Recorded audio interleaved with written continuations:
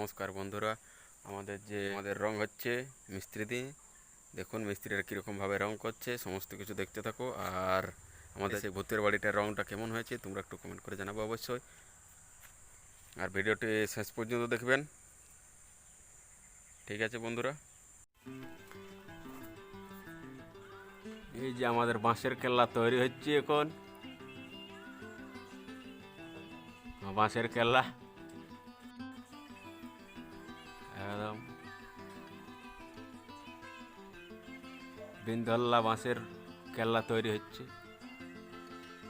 রিক্সের উপর কাজ চলছে। এসকে ফোল্ডিং বাঁশ।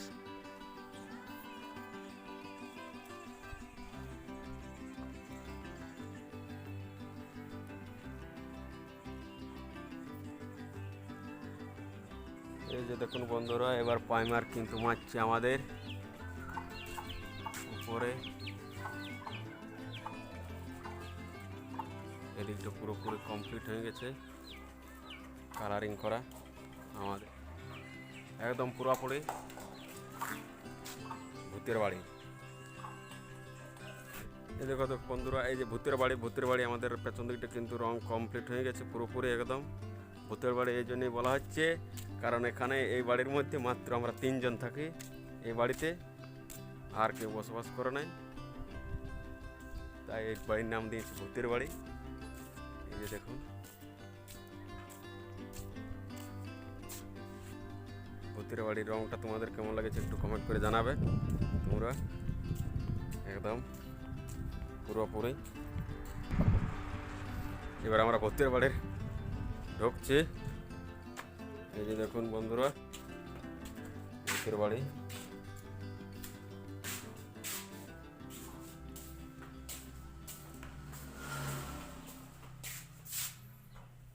এই যে সব ভূতের বাড়ির কাজ চলছে এইসব রঙগুলা দিয়ে, এশিয়ান পেন্ট দিয়ে।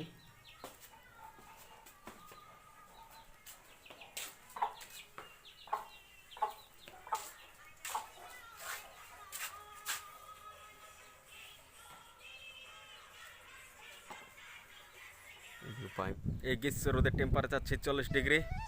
সেই টেম্পারেচারও যে আমাদের যে প্রাকৃতিক এত সুন্দর, এটাই কিন্তু আমাদের পুরুলিয়া। দেখুন আহা হা হা কি দৃশ্য, তার দৃশ্য দেখুন। এই যে আমাদের বিখ্যাত পলাশ ফুল, ঠিক দোলযাত্রার আগমনে ঠিক একেবারে চারিদিকে লালে লাল। দেখুন বন্ধুরা, হতে পারে আমাদের রুক্ষা পাথরের মাটি, কিন্তু আমাদের প্রাকৃতিক পরিবেশ একদম। আর এই যে দেখুন তাল গাছ এক পায়ে ছাড়িয়ে উঁকি মারে আকাশে, সেই তাল গাছ।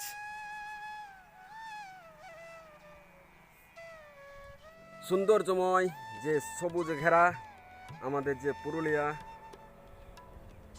চিটামাটির যে প্রাকৃতিক গাছ, সেই গাছ কিন্তু খুবই সুন্দর। এই যে দেখুন বন্ধুরা,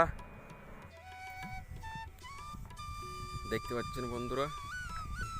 আর এই যে ভূতের বাড়ির ভেতরটা, যেটা হচ্ছে আমাদের আনগিয়া, এই আনগিয়া হচ্ছে এই যে।